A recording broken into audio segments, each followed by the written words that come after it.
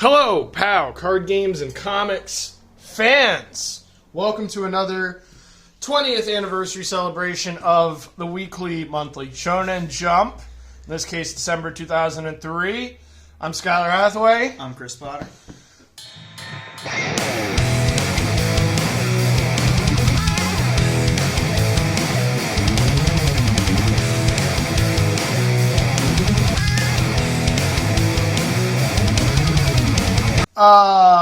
So, Chris, look at this cover, huh? Yeah, we're doing another amalgam cover. It's been a while, I feel like, since we've done one of these. I think at least a month or two.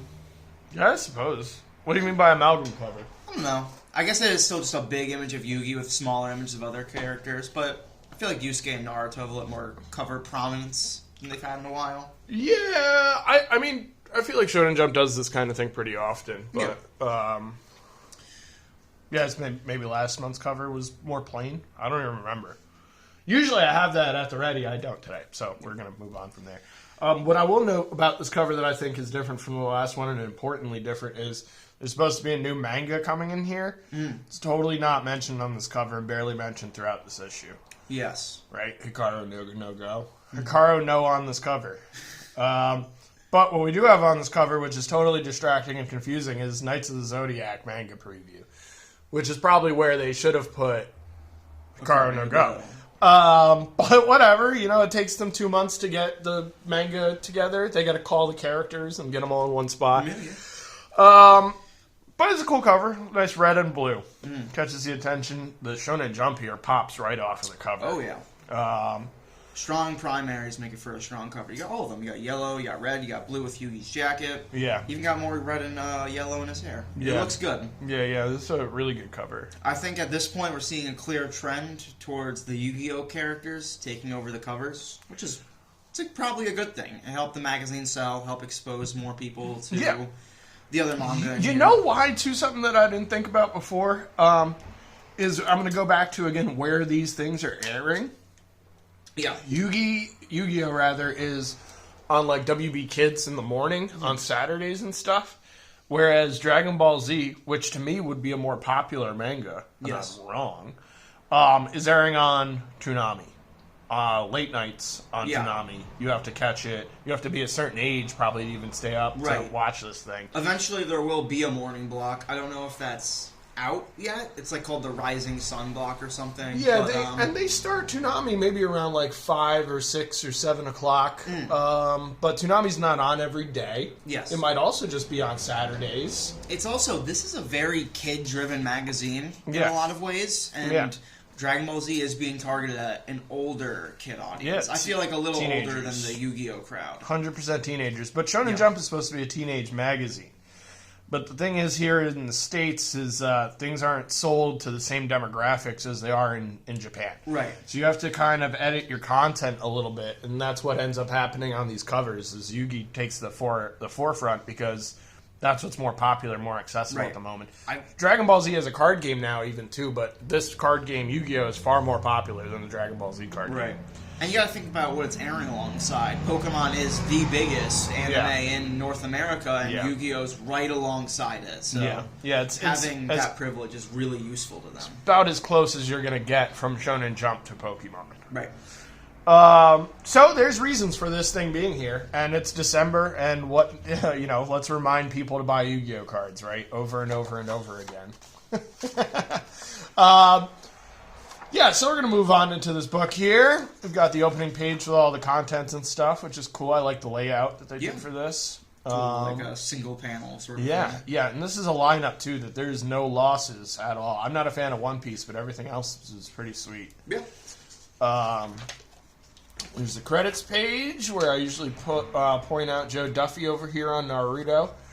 And then this is a Hikaru no Go thing that I didn't read because my copy does not have it. Because there's a pretty sweet page coming up. I straight up ripped it out as a child, so like some savage. I would have done the same thing. It's an awesome image. To put on my wall in my room. This article is pretty much fluff. I didn't learn anything I didn't know last week. The only importance of note is that there's going to be a Go analyst writing articles for them. Janice Kim. Yeah. So look forward to Go discussions on Yeah. our monthly Shonen Jump videos. I like the kid's design, and I think he's wearing cool shoes. Yeah. That's fair. You know, in manga, it's these little things. You know, if your character, we talked about like the shadow of a character's image. If it looks different, you've got something going for you. And honestly, this thing's, what is it called when they're all shadowed out? Silhouette. This guy's silhouette would not be that strong now that I'm looking at it. He's a very boring character, which is kind of the point, so I don't mind that much. Yeah, boring so far. We'll find out more eventually. Pretty sweet YuYu Hakusho ad. For a less than sweet game, this is a game for the Game Boy Advance, and Game Boy Advance was a fine system, but if the game... I don't know how to explain good games for Game Boy Advance. It was very limited capacity kind of game. Meanwhile, they were making games for things like the GameCube and stuff like that. So you kind of had to dumb down what you could do in a game in order to release a game for the Game Boy Advance. You're basically back to like Nintendo, Super Nintendo metrics. Yeah. So these games were not that complicated and more accurately, not that fun. This game was a lot like the Legend of Goku game, where it was just like, you're like just going through the story of Dragon Ball Z in a top-down RPG kind of setting. Okay. It was okay. Better ads than the game was. For sure. Then we got this brief summary of Knights of the Zodiac, which I read this, and this is really good summary. I'd almost read this entire thing to you guys, but the effort of this video is to try and save you some time. Right. So, more or less, this summarizes what Saint Seiya is, and the reason for that is because they're going to go right into this manga momentarily. What they're trying to tell you is there's this main character, his name is Seiya. He's been like fated or destined to become the ultimate warrior for the Zodiac, something along those lines. But he has to fight in a tournament against all of the other golden knights. Yeah. And they're not golden yet, they're bronze. They want to get the golden armor. Right. And so there's like a tournament arc. There's this character has to go through a lot of trials to get to where he's going and stuff. There's a lot of mythology mixed into here. Very specifically Greek. Well, unspecifically Greek. There's Japanese mythology. There's Greek mythology. There's what's the other? There's Greek and then there's like Roman. Roman mythology. They're literally like just mixing as many cultures as they can. But it makes for really cool backgrounds and stuff. So this is one of those mangas, animes that I like to describe as like the mother or father of modern anime. Right. And I would describe the other mother or father as Rurouni Kenshin. I think if you shove this together with Rurouni Kenshin, you'll get most of the animes that we have these days. Minus some originality and talent that we've thrown into there. But like a lot of these characters, like Saint Seiya is going to go through a lot of trials and tribulations as like a young teenager. How's that not similar to Yusuke Urameshi, right? Right. And like with this tournament arc and stuff like that, how's that not similar to Dragon Ball? And with like Rurouni Kenshin and his wanting to be a good person, but also having this bad thing in the back of him that he knows he can pull out at any moment. How's that not like Naruto, right? Right, or like Bleach or whatever. Yeah. These things, and there's stuff that came before them, of course, that set these things up for success. But, like, when you really look back on it, these are probably the mangas and animes that the people that were created, the ones that me and Chris like, were like, this was the stuff we read and watched when we were growing up. I'll throw a shout out to Fist of the North Star, too. I think that one has a lot of influence as well. That is very specifically noted by Toriyama as the reason he switched to the martial arts format. Yeah. His editor told him to do a Fist of the North Star. And Fist of the North Star is also, like, 2 shades away from this specific anime. They actually have a lot in common. I get them confused constantly. I get them confused. There was a time I thought they were even the same anime. So yeah, you got this is where some of our talent got some ideas pulled from. And this is totally unnecessary, because we're not going to see any more of the Knights of the Zodiac after this chapter in this magazine. No, but the real purpose of this article is to sell you on the volume release, not inform you for this chapter we're about to read. So they're going to give you as much, they're going to expose you to as much content as possible. They want you to, if you don't like Seiya, they want you to like any of these other characters. Because they're trying to get you to read the manga. Yeah, they've got everything up to and including the age and birthplace and like things they like. I can tell you as a real little kid, if one of these guys shared my birthday, I would be into them. Like silly stuff like that, you know? Yeah, that makes sense. And then this was a really solid manga. I wanted to complement the textures and stuff. This probably looked like it was supposed to be colored. It for sure was. The scan, I liked this manga, but I thought like the scans were really the levels are very off, because like we get this one, which maybe it's for effect, but it's super undersaturated. The page before that, it's all this nighttime setting, so we haven't changed time. But then you go a couple pages forward, it's like deep fried. Yeah, I really like this page though. It is really good. And the other thing I noted is it's kind of an older style of manga cartooning. Like this doesn't look like. No. I feel like YuYu Hakusho has some similarities to Rurouni Kenshin or. Obviously Hunter x Hunter and stuff, same guy. Yeah. But they all kind of share a similar language, and this one doesn't share that language, but it does have a similar look to, like, Devilman, or, I wrote Kimba the White Lion, Tezuka manga. Yeah. You can tell we're sort of in that transition period from 50s, 60s, very foundational work to modern stuff. I'll even go further than that. This guy's fusing a bunch of different cultural backgrounds. I'd say that he's doing the same thing with the art. Like, this looks like French... cartooning to me as well. Yeah. Like Little Nemo type stuff. But you look at this stuff, and also what goes through my mind is how easily this will turn into a cartoon. Right. It's very cartoonish expressive. already, yeah.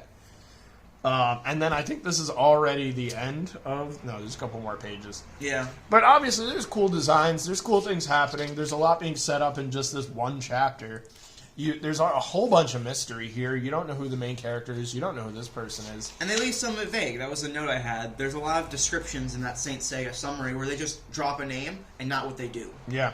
So, that mask lady, they totally say her name earlier on. She helps Seiya get to like where he is in the tournament arc. We don't quite know what her role is, what she is to Seiya. So there is still some mystery involved. Yeah. In reading the manga. Yeah, yeah. And here's some Super Saiyan. Yeah. This is cool. I like one of the things I like about this too, and about manga if they do it properly, is a lot of times they'll have some like less than stellar panels going on, right? And then you'll flip the page and there'll be something cool like this or like this. Yeah, helps you keep moving. Also makes it so you're not spending time on panels like this, and you're spending more time on panels like this. Right. Very easy to read pages. Yeah, they're not cluttered. 5-panel, 1-panel pages. Yeah, well guided. The eyes are well guided, and this is early in Saint Seiya too. So this person that was making this had a pretty good understanding of what manga should look like. Yeah. And then we go on to Shaman King. This might have been my favorite chapter of Shaman King.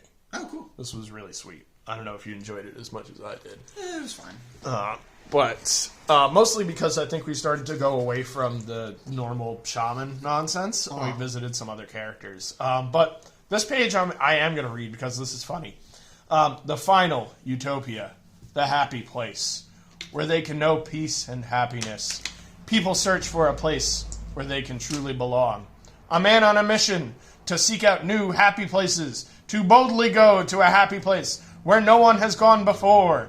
These are the voyages of Wooden Sword Ryu, a man denied a room of his own and shunned by society. The Happy Place track is stupid Star Trek homage. And then to pour it on, boom, here's the thickness. This is his great. His mullet shit. This is so good. It's like that's a pompadour. It's also cut. It's a cut in half pompadour. Yes. Shit. It's not just the normal pompadour. It's also been cut in half. It looks like a CD player or something. Here's the I don't even know. I thought this was the front of it, but I guess this is just like the shuttle. Yeah. This chapter is really funny to a point. It stops being funny at a point, but it's really funny for a while.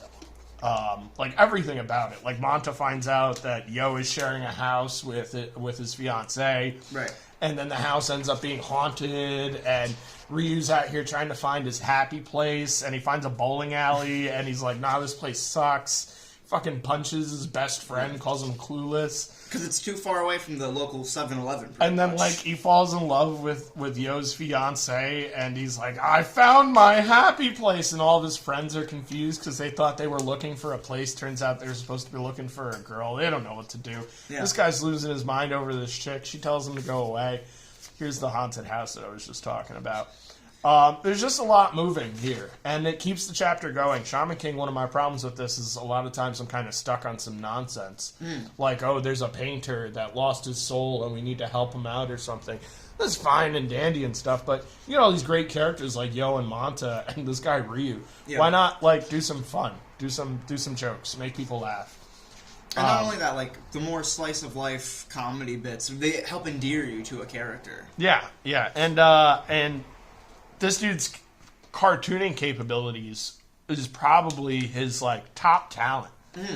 So, you know, swing that around, you know? It's so fun. Like, just the way he drew his ears over here. Yeah. These little things really make the difference in this manga. And the manga's not super depth-driven at all. So keeping you laughing and keeping you entertaining is really, really a boon to this manga. And they really keep doing it. Yeah. We keep on track. And eventually Ryu goes back to his bowling alley to cry, and he gets, like, poltergeisted. I think that ghost design cool. Exercised into this ghost. Yeah, it looks even cooler over here, right? Yeah. So he's being what's it called? Somebody takes over your body. There's totally a word for that. Can't think of it either. Yeah, well, he's being taken over by this weird possessed. Possessed. Yeah, possessed. Yeah, he's being possessed by this lizard ninja king man. Who also has a funny design, so we're keeping with that comedy theme for a little bit. Yeah. Another note I wanted to mention. I keep saying this about mangas, and it's because the thing that I'm about to talk about is a manga itself. But right. This moment right here reminded me of something out of Scott Pilgrim. Oh, yeah. Like him simping for this girl, you know? Yeah. So, anyway, we're continuing. We got Ball Boy over here. He's got a double B tattooed on his stomach, and he gets put in his place momentarily. We got Manta trying to deal with this haunted house. He's taking a piss, and this old guy comes out of the urinal. Yeah. Just some really good humor, just carrying the chapter for a while until we can meet Amaru up with the dude who's possessed, Ryu. I wanted to make a note that there is a lot of creative shots throughout Shaman King. The dude who did Shaman King, I believe, is the guy who has no background in manga prior, right? He's the one dude who didn't train under anybody, just got lucky in a manga competition and got Shaman King going. Yeah. So he doesn't come from that background of doing manga a certain style or a certain way. And so I think doing stuff like this is really brave of him. Or even like like cartooning like this is really brave of him. Or these dropping of the backgrounds to sell an image, or even like these little like Carrie Frank type panels where you're not even sure why these are here. Yeah. But they're selling the setting, right? It's dark, it's nighttime, there's bugs around, it's summer. One thing I like to compliment a cartoonist for is like when you can kind of tell they're not avoiding drawing something. Like they let the story carry the image, not what they're capable of. Yeah. Because I feel like even though he has this very simplistic style, Takei, he does a lot. He draws like cars and stuff. He's not like avoiding anything. He's got like a lot of good settings. Yeah. You know. Yeah. He and that's really what I'm saying is the drawings here are so he's so versatile. I'm pretty sure he did work on Rurouni Kenshin. Then I don't think it's a Naruto guy. I think it's Naruto and Togashi. No, I think Naruto is the one who doesn't have prior experience in manga. I'm pretty sure Oda and this guy worked on Rurouni Kenshin. Oh. Anyway.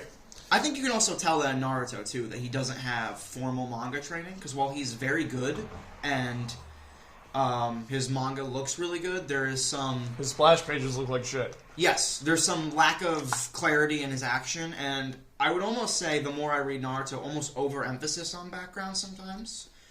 You know, it's almost like if you spent more time on choreography, the manga would like just read a little better, flow a little better. You know, I really appreciate his establishing shots. Yeah. It's either the Naruto guy or it's this guy. Yeah. I don't remember who it is.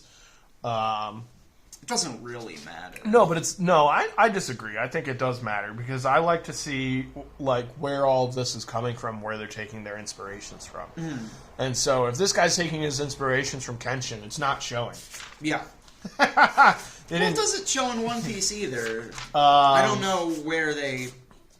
where they start to deviate from that style. I would say that this looks more like One Piece, and One Piece looks more like Shaman King. Right, they're very inspired by each other somehow, but not by their predecessor. Yeah. And maybe it's because they were drawing something for so long they wanted to do something different. Sure. Yeah. We've seen that before. Like Aaron Cooter on Daredevil right now instead of on Avengers Forever where he drew 30 characters an issue instead of buildings and stuff. Jim Lee on Batman. So, well, he's still just drawing hulking dudes. Jim Lee pretty much has one style, but that's okay. People love it. So anyway, back to Shaman King here.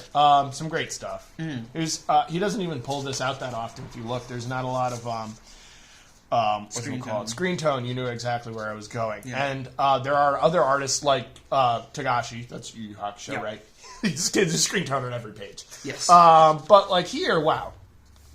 You know, one thing I've been noticing, though, he's starting to drop it a little bit, Tagashi. Especially, I just picked up a bunch of the Dark Tournament manga that's not as prevalent there once he starts really getting into that stuff. I believe that. And you got to think about why, too. You just got to do all these action shots. He doesn't have time to design all those characters. Cut all this screen tone out. The fighters in Dark Tournament are all, like, compelling, interesting designs and concepts. That's definitely when you start thinking about, okay, let me make this light so I don't have to do as much work.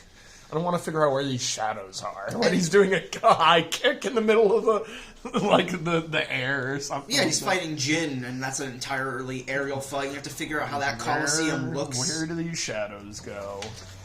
Oh, look, a little thing that is stuck in here. Yeah, continuing on here, I can't stress enough how cool this was. This chapter only started, like, syncing, like, right here. When, like, he scares up. But there's a reason for this. Like, in wrestling, this is a heel wrestler now. Now you don't want to cheer for him anymore, but you also want to see him go back to what he was. You want to see him be the face again. So he reminds me a lot of oh god, what's his name? Honda in Yu-Gi-Oh? The not Joey, but his friend. Tristan, sure. He also happens to have an almost pompadour going on. So now we're full speed ahead. We've got our reasons for this story existing. This guy needs to take his revenge on Amidamaru. Manta's in trouble. We got the senses tingling. So now Yo and his fiance and Amidamaru are going to go and find Yo. And here again, night sky, bugs, summertime. Yeah. And it's nice out. Everybody's dressed in like, well, these guys look like it's fucking winter. But the rest of these guys are dressed in like normal clothes. And so they're arguing, and they're going to have a fight, and they're talking about, I'm this guy, you remember me, you destroyed me, and he's like, I don't remember you. Yeah. And he's like, bullshit, you remember me, and they're like, no, I really don't remember you. And this is the only time that he repeats a panel in the entire story, and it's hilarious. Yeah.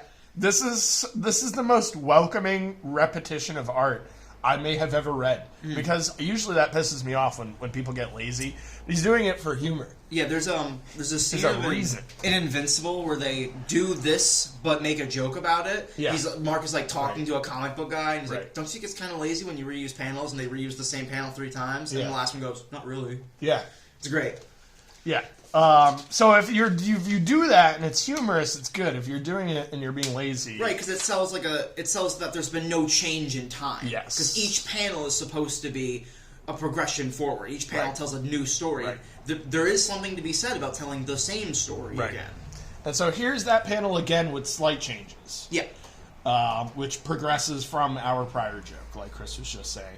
This is really well handled. This chapter was really good. I really can't stress that enough. This is when Shaman King finally felt like it was becoming its own thing, and it's not just trying to copy what YuYu Hakusho is doing or what Yu-Gi-Oh's doing, being a kid thing or being a teenager thing or trying to teach people lessons and stuff like that. No. We've got this dude. He's possessed. We need to take him down. He's going to kill his best friend. Yeah. Also, this dude is a total villain, drinking beers and stealing shit and telling his whole gang to go and kill people and stuff. Yeah. Underage drinking, too. Yeah, it's, Ryu committed murder! These dudes look like Buggy's crew from One Piece. They are jobber villains. So here we go. We got Amidamaru, who's finally invested here, and they're gonna attempt to take down this dude who's possessed Ryu. And then the chapter ends with, like, no notice. Barely any notice. It goes straight into YuYu Hakusho. So it was really good. I need to compliment the lineup here in this jump, too. This read really well compared to other jumps. Yeah, I felt that, too. I went through this pretty quickly. Same. And part of it is because I took less notes. Just as part of, like, being a year in almost. Yeah. Yeah. There's nothing new, really, here. No. YuYu Hakusho is the manga that's changed the most. Yeah. So, I don't know if I have the most notes for it, but I definitely have some. Yeah. Certain things keep invigorating themselves. You know, I think Dragon Ball is one of them. Just the nature of the Cell Saga. For a while, it keeps, like, changing so drastically. You're, like, continuously reinvested, even though it's the same story. Yeah. So one of my last notes on Shaman King is where is this manga even going? But Shaman Tournament. But if you think about it, I could probably ask that for 6 out of the 7 mangas, or 5 out of the 7 mangas that are in here. Yeah. Because Dragon Ball Z, I know where it's going because we're halfway into it. Mm-hmm. We've defeated the Saiyans. We've defeated we know where we're going. Naruto, we know where we're going since day one. That's one of the things that's rare in manga that Naruto does really well. And One Piece did the same thing, but it doesn't have an ending, so we can't really... One Piece, we're still on that quest. Yeah. It's 20 years later. More than 20 years later, because this is 20 years old. Yeah. Anyway, but Naruto, you see that there is an end, maybe not in sight, but there's a goal. Yu Yu Hakusho, there's no goal here. Yeah. Yusuke is being led like a dog, right? Pretty much. Yo is not being led like a dog, but he has the same energy because he wants to be the Shaman King. He has a goal, and like that's the end goal. But he's very lackadaisical. We're not moving towards that goal at all. Right. Yeah. So a lot of these mangas, I could ask that question, but I'd have to ask that question for half of the mangas in here. It's an unusual thing that in your I guess in your first 30 chapters that you really set up what the story's going to end up being. Right. I mean, is One Piece really moving towards Luffy being the Pirate King? It's kind of just island hopping. It's not, but we know where... he doesn't shut up about it. Yeah. Okay. That's fair. Because Yo doesn't talk about being the Shaman King as often as Luffy. No, but every Luffy speech ends with, I'm going to be the Pirate King. He's got one goal. That's his clout. He doesn't care about anything else. No. This chapter... We'll talk about it when we get to One Piece, but it begins with him being like, I need a ship to be a pirate. He's more of a clown than Buggy is, realistically. Which kind of makes that character even more of a funny first villain. I'm still on this page and I haven't turned because I want to point out this grass. It's good grass. If there is anything I've had difficulty drawing in life, it's grass. I still can't do it. It's like grass and trees. Look at Bill Quist Everly's stuff. Yeah. She does good, yeah. She does crazy, green shit. Somebody should just hand her a Poison Ivy book. Just hand it to her. It exists. Write and draw. Might as well. This was a great chapter. This is, I know I keep saying this about Yu Yu Hakusho, and that's because it's true. This manga, every issue, becomes more of what it's going to become. Yes. And so it's an easy and trackable progression. And even though we are not sure where it's going, the simple character progression and arcs and the characters that are in this are enough to keep us reading. I think there is also a degree of unfamiliarity with Togashi now, because at least with the first couple chapters of Yu Yu Hakusho, Togashi has experience in romance manga first, so there's still kind of that tone when we start that. It's very comedy, almost romance-focused. Right. We're moving into a shonen. I feel like he hasn't stumbled that much, but it is still very new to him. He's starting to figure things out. So he's playing with format, because we begin this story in the middle of things. Yeah, well, no. Wait, he's on his way. He's already got his quest. We haven't seen on his way to his quest. This thing. Yeah. You don't know why Yusuke's in this forest. It's a lot more. We do though. At the where the last chapter ended with Botan going, okay, we're gonna send you on a legitimate mission now. Now that you're a human and you've got your life back, you still owe us. Right. So, but we didn't know what the mission was, and then that clears up real quick. Right here, Botan starts telling him exactly what this mission is, and. To summarize the whole chapter, there's this evil demon guy that's trying to take lessons from what were the greatest masters of spirit energy on Earth. and Yusuke has to stop it because if the demon gets this master's powers, then they're some level of Ultimate Fighter, classic, Right. save the world, don't let the bad guys win. And the dude's name is Rando, which he pretty much is. Just some demon guy. What's cool about Rando, and I'm still convinced that this is coincidental, is that he has like 99 different martial art styles Yes. that he's taken from different martial artists, and he can also change his appearance. So he has some randomness to him in his styles, in his appearance. But do I think that they weren't using the abbreviation of random back in 1990? No, I just think it's funny. Right, it is funny. It's a coincidental thing that Rando is actually quite rando, indeed. But this chapter introduces one of my favorite characters, which is Master Genkai. Yeah. Or Master Hag, as she refers to herself within the chapter. Which is pretty great. I like that she and that banner her and Yusuke have. They're both kind of they're more or less the indifferent same to each person. other. Yes. Yeah, they're kind of the same person. Genkai didn't grow up as Yusuke is. Genkai was more of a respectable fighter, like honorable and stuff like that. It's her old age and being around demons and the demon world that has given her the same personableness that Yusuke has. Yes. Meanwhile, all that's given him this has been around teenagers. Yeah. So you can see some hilarious parallels to young children and demons there, which is way too funny to me. So yeah, here we go with all of this screen tone. Pretty much, yeah. And, textures. Lots of textures. Look at this panel, by the way. This stuff is great. His, tongue turning into a hand. Yeah. She not blackmails him. She bribes him with a ticket to a UFC match, basically. Yep. And Kuwabara's here. Kuwabara is also here, yeah. Is this Kuwabara wants advice, pretty much. Right, Yusuke's from Master Genkai. looking around, and then Kuwabara's just, I don't know why this was so funny. This character is just so goddamn humorous naturally. The way he's drawn is hysterical. So you see this dumbass here, and he's like, my sixth sense. Oh, the anime, by the way, gives him such a great voice actor that I can't read this without hearing that voice actor. I'm going to say the dub, because I have watched the YuYu Hakusho show. Right, it's good. It's Japanese voice actors are always good. But Kuwabara's voice in the dub is it's Chris Sabat, but he's not taking it seriously at all. Even when Kuwabara is in the Dark Tournament, it's serious. They're fighting these crazies. You're a Meshi, you gotta stand for what you're proud of. It's ridiculous. It's what it's like to be a man. My sixth sense is getting out of hand. I keep seeing and hearing things all the time, and my sleep paralysis is getting worse. Going from this panel to this one, where it's like almost a romance shot. Look at his beautiful eyes. Yeah. This stuff is hilarious. It's really funny. He's not even trying that hard. And then, Master Genkai in herself is kind of a joke. We're setting up... It's an old cliche. Dragon Ball has done this 4 times. Yes, but with... they have, but not as much, right? Old Master Roshi is a pervert. Right. Old Master Crane Master is a pervert. Right. And also a D-bag. Baba is the closest thing we'll get to this. Right. She barely has personality. Well, you got the weird cat old person. You got weird alien old person. You got King Kai, who just looks like this, but as a human. They all kind of have that weird... they all kind of fit the same role of being an unexpected martial arts master. Yes. Which is what I'm really getting at. That's what you're saying. Okay. I thought you were trying to say, The joke is, we have this great master of martial arts.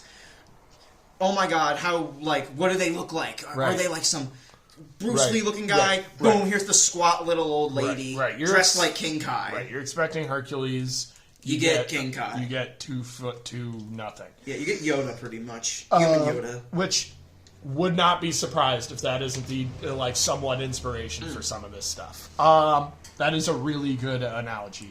Yes, connection you just made actually. Yeah. In fact, so much so, there is a Yoda character in YuYu Hakusho eventually that is called Yoda and it's spelt differently. Who is that? It's one of Koenma's demon assistants. Oh, okay. You'll see him eventually. Anyway, I have the card for him. Oh, cool. This is the only reason I remember. He's very unimportant in the grand scheme Yeah, I of the imagine. Hakusho. Like, you know, he has like 2-3 lines or something like that to Koenma and George. I love that guy's name is George. George the Demon. Yeah, all right. So they're all, there's like 100, 200 people here. They all want this lesson. Genkai's going to put them through tests. The first test is it's a drawing. Yeah. It's just a lottery. And everybody gets pissed, but of course she's the spirit master. She's made she's kind of lying because what's really happening is she's testing for their spirit aptitudeness. The tickets, it's basically a color changer. Yes, It's like a pool tester or something. They're like mood ring type technology. Sure, yeah. If your spirit level is high enough, it will change color.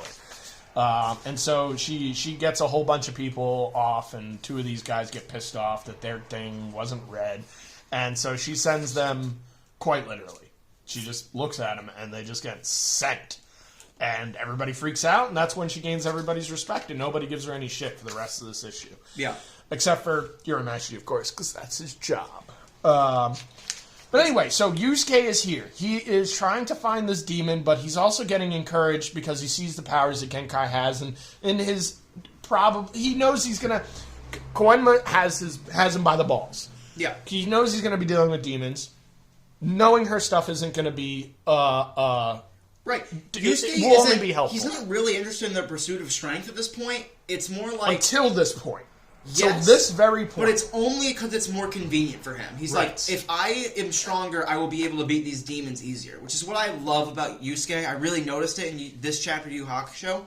So many shonen protagonists are just the eager, fun-loving, want to get stronger guy. Goku, and literally freaking anyone but like Denji from Chainsaw Man. Yeah. Meanwhile, we have Yusuke, who for most of Yu Yu Hakusho is just completely indifferent to what's really happening really around goes him, with the flow. unless someone is dying, and that's when you get to see who Yusuke really is. But other than that, he's very how do I put it? Self-centered and opportunistic. Opportunistic, in some for way. sure. Yeah, he really doesn't care much about almost anything. And it makes it intriguing. Yusuke's a little more unpredictable than your average protagonist. Yeah. But when he cares about something, he really cares about it. Yeah. And so here we have Yusuke, and we have Kuwabara, and they've made it through the first finals, and they're going to be taught by Genkai, maybe, until they realize that there is a second test. The second test is a bunch of games, yes, to test your various spirits. So this is for, like, sensitivity. This is for your spiritual might. This is for your life energy. Karaoke somehow tests your life energy. You know this was just Togashi going, this would be funny, wouldn't it? All right, let's make our here. characters sing. Yeah. And so one of the greatest panels in this whole thing is there's this one dude who's like singing. Yeah, and they're really like, he sounds hard. terrible. He's got a fucking swastika on his head. And they're like, he can't even sing, but he's killing it. And Genkai is just like eating all this up. All right. So, okay, this susses out a whole bunch more people. Now we're down to like 12 or whatever it is. And she's like, the third test is, I don't know. I didn't actually have a third test. So I'm going to send you guys into the terrible forest. The third test is planned. She has this idea already. We're going to take you through the forest. It's when they start a tournament that she's run out of ideas. Yeah. You passed the preliminaries. Oh, is this? Oh, she still has this plan. Okay. By the way, I love that running gag that Genkai's like really into video games. Yeah. It's Togashi himself is like a big gamer when he has time, and I like that this is his audience surrogate for that. Yeah. He's like, this is my character where I can talk about Tetris. Yeah. There's a moment in this place where she's talking about the video games, and Yusuke's like, "What's Tetris and asteroids for?" And she's like, "Nothing. They're just fun." Anyway, so there's a race to get to this tree in this Forbidden Forest type thing. Yeah. Forbidden Forest has a bunch of demons and stuff in it. Photon Pan. And if you can get it past the demons, you get to the tree, then she will train you, right? And this is classic Togashi going, I don't have something to put here. So I'm going to put something here that I want to draw. Pretty much. And he does that forever. And it's Botan all dressed up. Back to the anime at hand, the manga at hand. Yeah. We have Kuwabara, who is doing the best. He's following his instincts. He's dodging the demons. And we have everybody else who's failing. And Yusuke who's failing, but wonderfully. Right. He's going straight. which is the wrong path. It's the most path. dangerous path. Yes. It'll get him through the forest. Fastest, too. Yeah. But you have to get past the Batmaster, who we find out in momentarily is the evilest and toughest demon in these woods. Clearly, these woods are not that dangerous because we meet tougher demons later in the series. Yeah. But eventually... Even in this chapter. Or not chapter, like couple chapters. But, yes, right. And so we get our cast of winners here that made it, and Genkai's about to cut it off, and Yusuke makes it in the last couple seconds. One really cool thing about these group shots, as an audience, you're trying to suss out who Rando is at this point. Because we had this beat earlier where Yusuke's like, demon detector blows up, so he knows Rando is there. So this whole time you're trying to be like, which of these guys is him? Is there any significance? You know, you look at the Nazi-looking dude, and you're like, maybe this is him? But this dude's pretty evil-looking. He's going to fight Yusuke in a little bit. And like Yusuke said earlier, you know it's not Kuwabara. Yeah. This is this Chaozu-looking dude. Yeah, it could literally be anybody. Yeah. Me and Chris knows who it is. We're not going to spoil that for you. Of course. So Yusuke comes, he arrives, he's there just in time. Not only that, but he captured Batboy, to Genkai's total surprise. She even says, who is this guy? Yeah. That question doesn't get answered for a good 2 seasons. But we got our characters, we have our winners, and now for the fourth test, didn't think I'd need one, let me think. So she comes up with something by the time the next chapter starts. Which we don't get, unfortunately. Yes, we will be waiting till January, Power Card Games and Comics fans, Shonen Jump fans. Yeah. But we have Whimsical Orange Road here, Kimaguri Orange Road. I've seen this anime on VHS back when I was a young boy. Yeah, they mentioned it's already out. This is something that was imported fairly early. Which is probably the most notable thing about it. It honestly shouldn't be in here. Yeah. This is already a little too raunchy for this target demographic. I have a feeling the editors did not do their research here, because this is an adult anime. Yeah. There's a nudity in this and stuff. Cool. Which is fine. Definitely not complaining. I'm just saying I don't know why they're trying to sell this in between YuYu Hakusho and Dragon Ball Z. Yeah. Bad placement for a decent anime that has funny. No place in this magazine. But if you're into like literal dude, how does this thing go? There's this girl, she acts different in public, but then doesn't act different behind scenes. It's a love triangle manga. And so she's trying to also she's in love with this guy, but this guy's in love with her, but she's not allowed to show him. And then there's this other girl that is in love with this guy, and she's over showing him, and it's just, we're gonna move on. Yeah. Dragon Ball Z. Woo! That's what we're all here for. My first note, maybe I should save this for the end, but this really moves. Because one thing I like to try and do, since I've read so many of these already, 100%. I like to try and figure out where we're going to end, basically, based on just what I know about the manga or whatever. Freaking ends out of nowhere. Yeah. But I'm I was pretty sure this was going to end with maybe Goku waking up. And you were there's close. You were close. There's a whole there's 3 more episodes worth of content in that last chapter. Yeah, you know why? It's because they dropped a whole manga in this book, so they have more room for everything else. Right. But not only that, I feel like if you've only watched the anime, really check out the manga, because the pacing is so much different. It's not better or worse. Yeah. It's just very different. Yeah. What's kind of amazing to me, and I mean even in the anime, this particular portion of the anime moves fast. You get the androids, and then you get Cell, and then they're fighting Cell. So the androids barely last, 4 episodes by themselves. But this moves even faster somehow. Yes. And what's going on here is, we're not going to summarize Dragon Ball Z as hard as we're summarizing everything else. Yeah, you've probably read it. But, yeah, that's because it's so popular. Yes. And also, we have beaten the hell out of this over and over and over again. This is probably me and Chris's favorite manga in here. Is this are these the panels where Piccolo still hasn't grasped the concept of Cell? Because he just starts, being bewildered that he can use the Taioken even after Cell has explained multiple times why he can do that. He gets over that pretty quick. Yeah.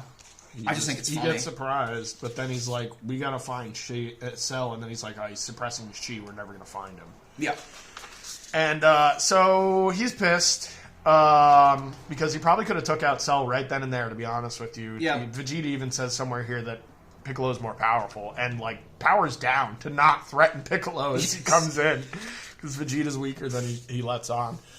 Then they have a little conversation. What the heck is going on? Vegeta gets caught up and stuff. Love these panels. Yeah, both of these really strong, and I like that Goku one too. This was one of the best pages in this magazine. Do you know why? This is a cover page, not an article.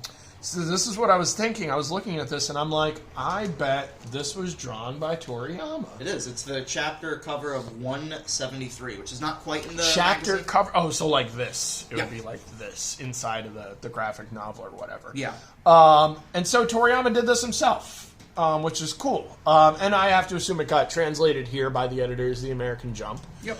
And so we're going to go through this real quick. So Dr. Gero is the man who made all of the androids. Even back in Dragon Ball, we didn't get introduced to him, but I want to say that they might have mentioned his name in Dragon Ball at some point. They make up a scientist in the Dragon Ball anime named Dr. Frappe who made Android 8. They have to retcon this all later. It's pretty funny. Well, thankfully it's Dragon Ball, and you don't need to retcon everything. You just fucking ignore it. So, here is Toriyama putting in useless continuity. Because there is no connection here. But it's interesting. Yes. So, Dr. Gero, I guess, did make all the androids. Maybe Dr. Frappe is his nickname. Yeah. 1 through 7 didn't work out. We got 8. 8 was a Gentle Frankenstein Giant monster that didn't work out the way he wanted it to. Goku then, around this time period, takes down all of the Red Ribbon Army. Then we have 9 through 15, which described all of them had one problem or another, but 13, 14, and 15 were pretty close to final android form. Yeah, they must be working on the movie at this point. So either that, or this is already something Toriyama had, and he was like, because he really did skip numbers on purpose here. Pretty much, yeah. So he must have, you as a writer, you have to, obviously 15 comes before 16. Yeah. So there are prototypes. So I'd imagine that he had some concepts here already. Maybe not drawings, but he had an idea, and he must have too, because if he was already, this is Android 8, and then he goes to 16 as the next one, he knows. But he's not, though, because he's going, you have to think about it in the order he's creating them. He goes from 8 to 19 and 20, which I do think is a little more of a logical jump, because they're you're wrong. Bigger numbers. You're wrong. Trunks comes back from the past to talk about 2 specific androids. Those 19 and 20 in the manga. They have to change it for the anime. He totally says 19 and 20. We talked about but the characters are still 16 or 17 and 18. Right. Even though they're called 19 and 20. This was his original idea for this arc. His editor calls him, tells him this is a terrible idea. He makes these guys. He adds 16 in there too because he wants to have some Terminator-esque time shenanigans that occur. In the panels, these are not the dudes from the future. Eventually, they are. There's not a clear silhouette of what they look like when Cell talks about them talking to Goku. There is in the anime, because by that point they know 17 and 18 have usurped them, and they have to start setting up for these guys to be the real enemies. I'm telling you. I know this for a fact. But we just read through this. We talked about it. There's a panel where he says 19 and 20. And we talked about it at the time. I know, but it's not supposed to be these two. It is. No, I'm telling you these two. But how? These are the, maybe before Toriyama's flying by the seat of his pants making the story because his editor keeps telling him he has to make a different villain. I believe you, but what shows up in the panels? 19 and 20 first. These two guys. These two characters are the ones that were causing Trunks a bunch of problems in the past? Originally, yeah. I don't know. Shonen Jump people, me and Chris are going to disagree on this one and keep on trucking. So we got the Z Fighters. They're mad, sort of. They're stewing. Yeah, Piccolo dropped the ball. Vegeta constantly dropping the ball. Vegeta wants to transcend the Super Saiyan, whatever that means, but they all say it. And they all think he's crazy. Yeah. Except for Trunks. Trunks is like, I gotta go and figure out what my dad is talking about. Yeah, I mean, if Vegeta can do it, hypothetically, he can do it too. Might as well. Trunks is the one with the most invested in this conflict. But before that, they gotta go blow the hell out of Cell so that this doesn't happen again in their timeline, because this time shenanigans, although it doesn't make any sense, is causing a problem. So, might as well go and blow up Cell. So they find the blueprints to the other androids. Yep. They blow the place up. And, yeah, Cell's terrorizing the world. The Z Fighters are trying to get their crap together.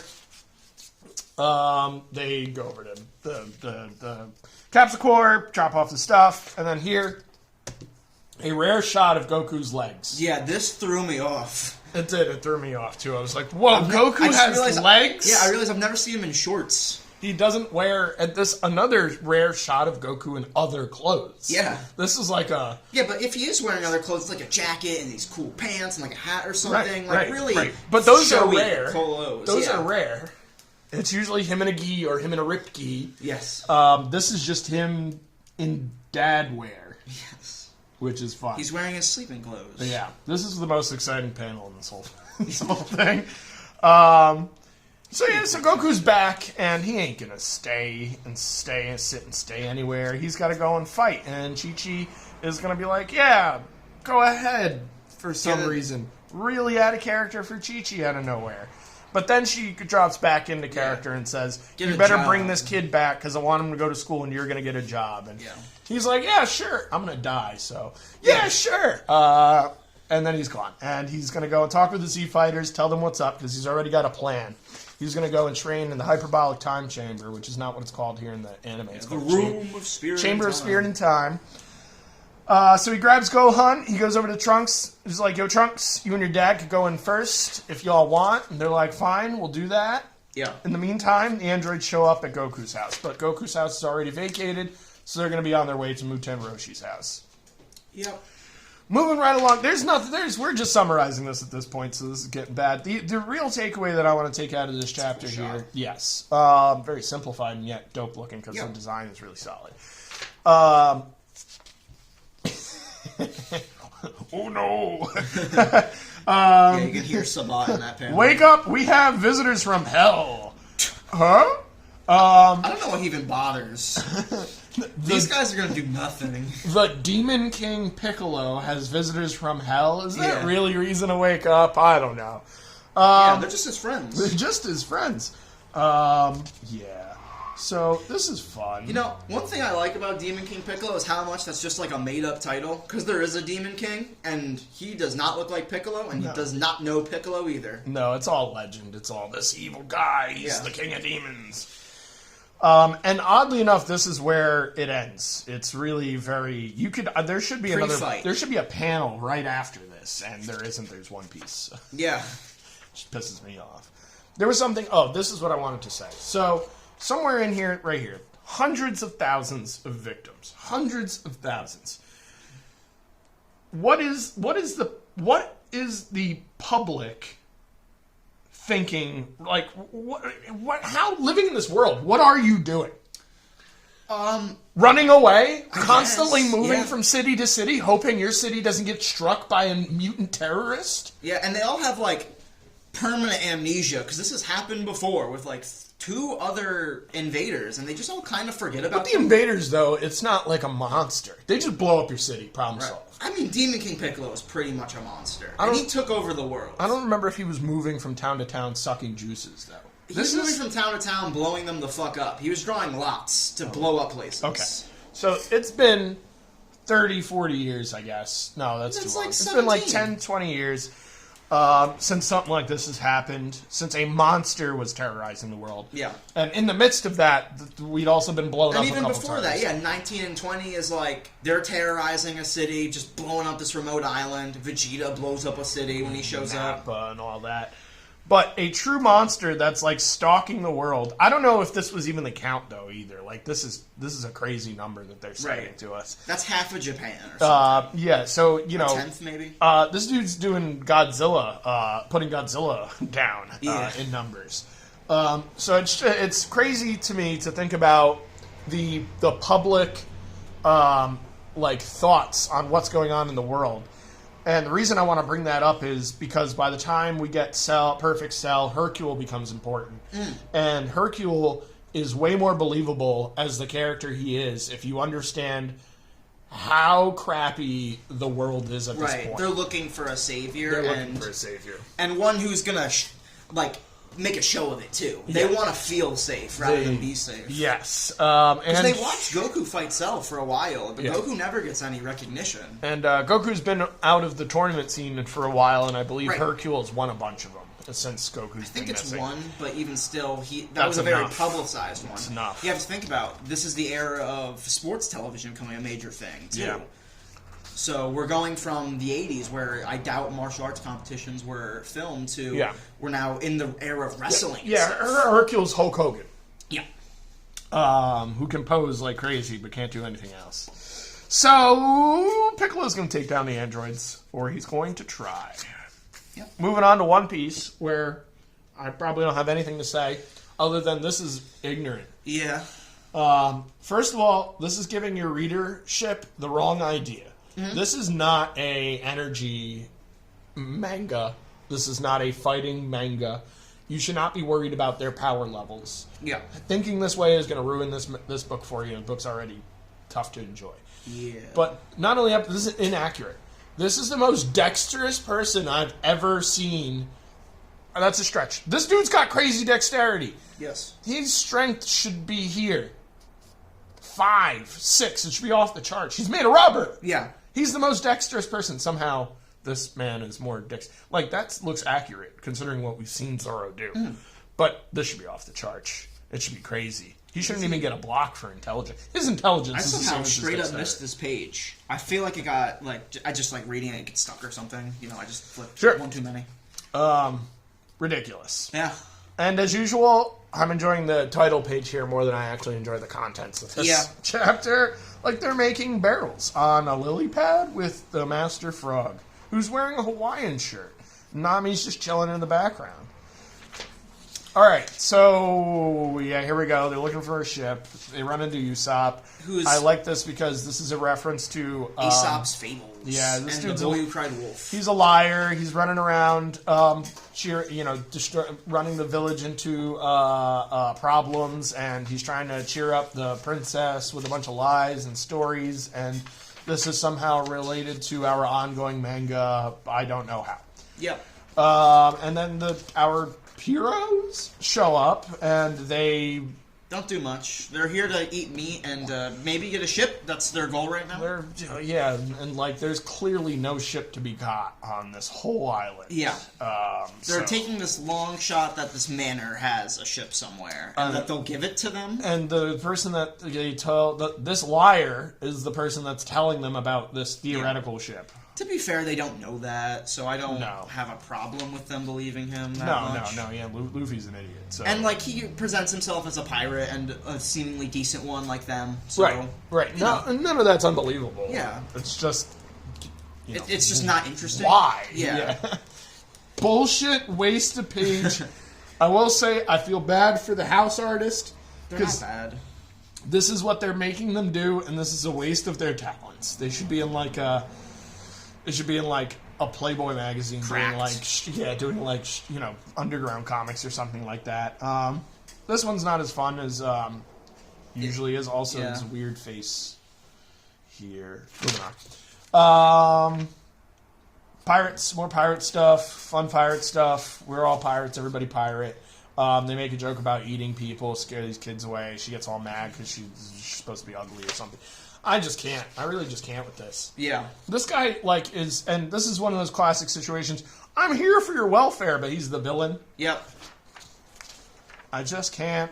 This dude's design has been bothering me since I was a child. Yeah, I don't love it. He looks awful.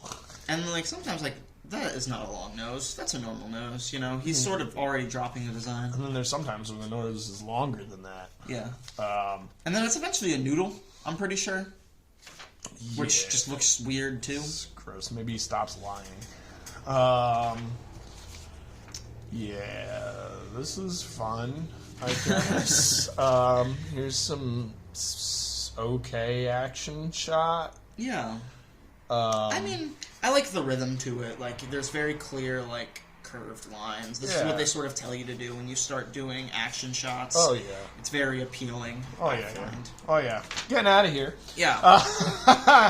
We're on to Naruto, which continues to impress me. There's just one moment in here that I'm real confused about. I'm sure everybody else is, too, because it's just very strange. Okay. Here's Naruto. He's on the ground floor. He's getting doctored up by this person. Yes. I don't know where. I don't know where this is either, right? What's going on here? Who are you? Oh, maybe that's when they him were in the flashing tree. back. When this person was in the tree. Yeah, this is him flashing back to Naruto when he saw him. Here's our heroes worrying about Naruto. Yeah. There's Naruto being helped by this stranger. They share like a moment. Makes Naruto feel better for no reason, to my knowledge. They continue to talk about like the future and stuff like that. And then this person's like, I wish you the best of luck and, you know, do well and stuff. And is reminded of themselves as a child. Yeah. And we get a little tidbit information here. Yeah. That this child was somewhat or somehow... They're literally in the shadow of Zabuza Momonichi. abducted by this ninja man. Yeah. And something I didn't notice when I was reading this 2 days ago was the shadow's a demon. Oh, that's Isn't pretty that cool. the mouth and the eyes there? Yeah. Did not see that. You didn't catch it either, huh? No, because it's very clever. It's two shadows. It looks like at first. Yeah. A longer shadow and a short shadow. It's pretty cool. So this dude's evil, pure evil. And this person is not pure evil. No. But we don't know... But we get this sort of theme of, like, They're people connected. you care for. Like, Right. this is a person who is entirely devoted to this person. They can be ignorant to and their, it seems their like shortcomings. the reason is some sort of orphaned kid. Yeah. Probably some sort of disaster he helped cause. He used to belong to a group, so, you know, this group of ninjas screwed up this town, and he decided to take pity, and this is like his apprentice. Yeah. And they are weaker than he is, because this is not something they should be doing, probably. Yeah. But maybe we'll find out later that this was something they were sent to do from Big Demon Man. I don't know. Here's some more flashbacks for just to give Naruto some... show him that he's thinking about the things in context with his life. Yes. And then out of nowhere, I'm a boy. Yeah. Don't know why this is here. Don't know why this is relative. Don't know why this person is drawn feminine. I don't know why they'd be like trying to tell me that this person's not straight. Doesn't matter to the story. You know, I don't. And also, this is a child that they're abducting. So then, if I think femininity is supposed to represent innocence, because I think that's the sort of theme they're going for with this character. It's not an inherently evil person. It's like this weird conflict where we have someone who is devoted to a very evil person. But there's nothing here that's like, you're a girl. Oh, you're a woman. Oh, thanks for that help, sister. I mean, he says Out of something, no- kind of. Naruto does, I think, whatever. I promise you, this is nothing but like him being innocent and him being helpful. Yeah. And them like sharing and bonding for like a half second and coming to this. And then out of literal nowhere, so you should know I'm a boy. Yeah. I'm not really defending it. I just like, I feel like that's the choice. I don't think it needs to be defended. I want to know why. I think I know why. I just think it's like... But what you're saying is you could play that differently. You want an innocent character? Make it a child. Draw them differently. You know, and they did that. They did both of those things. Yeah. Made them a child, drew them differently than you originally saw them, right? Yes. But then also I'm a boy. We're going to move on. Me and Chris can only speculate, right? So we're not actually going to find any answers here. I'm not Kishimoto. No. What we get out of this is Sasuke and Naruto finally nail it. And I have a feeling it's because Sasuke goes and meets up with Naruto later, and I think Naruto shares a little something with Sasuke right here. I think they're like, listen, you know, we have to do this a certain way, and I have a feeling I've figured it out. And so they share that. They nail it. They get up on the tree. And not only that, but Sasuke starts acting a little bit more friendly towards Naruto. And I don't know how long this is going to last. But it's like off and on. We'll find out. That's kind of the relationship. We'll find out. Then we got this kid, right, that's been kind of in the background the whole time. Yeah. And we got Kakashi who's healing. And the ninjas are ready to strike. And then the evil dudes are ready to come back and cause a problem.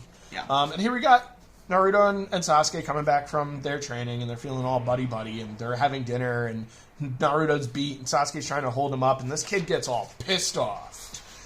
And he's calling Naruto out and telling him he's, a waste of time and why are you bothering to do this? And then Naruto does the exact same thing back at the kid in the same nature. You can see a little bit of, like, what I feel the nine-tailed fox kind of being summoned here because they're, like, all these, like, whiskers and shit. It's like that dark eye. Yes. You know, it's very uncanny. Right. Almost animalistic right here.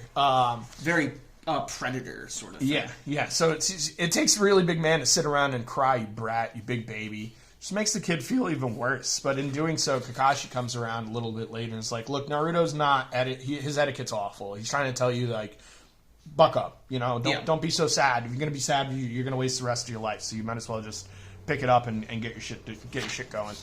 And Kakashi, I think, gets through to the kid because he actually has etiquette. Yes. And even though he's not saying it here, him and Naruto understand this kid. They have, like, a similar relationship with loss. Yeah, we don't have any background on Kakashi still. Yeah, but you kind of get that through the way he talks to him. But we're starting kind of like Naruto's first master that we were introduced to. We haven't seen in a long while. I think his name is Iruka. Yes. We got some background from him just because of the way Naruto was acting. We understood more about Iruka because Naruto was missing some things in his life. Starting to get that feeling about Kakashi in the same way. Yeah. And even more with his relation to Sasuke. Yeah. We know there's something that Sasuke and Kakashi have in common because they have knowledge that Naruto doesn't have. We don't know what it is yet. They both have those eyes, too. Sasuke doesn't have the eye yet. You're right. But it only furthers. Clan that right, soon it will only further that connection. And then that will give us more background on Kakashi. Because if there's one thing I think that they don't do in Naruto, it's give us Kakashi as a whole. So Kakashi seems to be like a character they build through the entirety of Naruto. Yes. Which is great because he's one of the most interesting characters in the entire manga. Yeah, he's my favorite still. I think he's probably my favorite still too. Maybe next to Rock Lee. Rock Lee's the best. And then like Gaara, just because his power set is so cool. All right, let us not nerd out over Naruto too much. Spoil the entire series here. They're still training, and then they get bombarded by the evil ninja clan, the Valley of the Mist. Yes. And this is more or less where this ends, which is a good point to end, as opposed to a lot of our other mangas. Where it was we actually get a good splash page here, I feel like, too. It's very simple. You know why? Yes, that's where I was going to go. I was like, you know why? Because there's no action here. It's all poses. It's all just a whole lot of poses. And then Sasuke, with the eagerness that he's shaking with, go ahead, with the smiling eyes from Kakashi, absolutely kills it. And he's like, all right, you trained him into worthy rivals, hey? Let's go. Yeah. Then we got Yu-Gi-Oh! It's an exciting way to end the chapter. It is. And this is the last manga in here? Yes. It is. And there's a bunch of other stuff. Which, you know. So, Naruto was really good. YuYu Hakusho was really good. Dragon Ball Z was really good. All the best manga keep you wanting to read them, I find. Yes. Yes, so much. You know. One Piece, that I feel like that's something it really struggles with, is like moving forward. How is it ever successful? I just don't get it. I think it changes. It's so silly. It's so ridiculous. There's nothing going on, you know? It's just like, it's way more a cartoon than the other mangas we're reading. I mean, I'm going to find out if I like One Piece as much as I say I do the next arc, because I remember really liking, it's called Barity, which is like a ship. It's like a ship restaurant. It's where you get Sanji and stuff. And from then on, I like most of it. I just feel like there must be a change or something. I remember having a hard time reading it early on, but just struggling through it because I watched, again, someone talk about it and be like, yeah, I really struggled at the beginning, but, you know, there's some stuff in here I really enjoyed. Meanwhile, I would say Yu-Gi-Oh! Is the opposite. If you go and read later Yu-Gi-Oh!, it's just a bunch of duel monsters. This early Yu-Gi-Oh! Is something else. Yes, it's a lot of fun. And Kazuki Takahashi is I will say, one of the most capable artists in this whole magazine. To continue to read Yu-Gi-Oh! Because I love Kaiba. I just think he's funny. He has jumped like villainy. Yes. You were serious. Like, and this manga so far, death is not uncommon in Yu-Gi-Oh! Yeah. But, like, he turns up way hard in this particular chapter. Yeah, we get these murder games. So, literally. Death T is like it's a very literal name. So, Yugi and friends are trapped in a murder game by Kaiba, one of their classmates. Yes. Who hates them for no other reason other than he lost in a card game. Right. And so he hired actual assassins to come and defeat these teenagers. I feel like we know some people who, if they had these resources, would do the same thing. I don't know. And so this does not pan out because this is a manga and you can't just kill your main characters. Yeah. And like, there's some pretty clown moves made by our main characters to take out our assassins here. Their guns don't work is the real handicap they're given. So they can't even play laser tag. I made a note on Zipatone with Tagashi. It's crazy. Oh my gosh. I'm wondering if it's just colored though, and that's the reason we have it. It's dotted, dude. It's dotted. Well, if you look at all the other color chapters, it's dotted too. It's just the way they print black and white newsprint because it's a scan. It's a scan they just put through a Xerox machine, and you get this sort of texture out of it, no matter what. That's why they use Zipatones, because that's the gray texture a printer produces. Oh.